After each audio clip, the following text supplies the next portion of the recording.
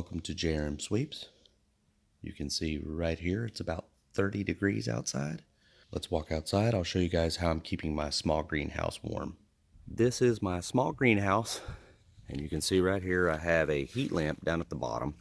So let's unzip this guy here. I'll show you the inside temperature. You can see right here it's 45 degrees inside the little greenhouse. What I did is I put some mulch down at the bottom here, drove a wooden stake into the ground, and then I have a block here that kind of helps prop up the heat lamp. I have a plate right here that keeps water from falling into the lamp or any other debris that kind of drops down there, and it'll help dissipate a little bit of that heat there. That's how I heat my small little greenhouse. Thanks for watching.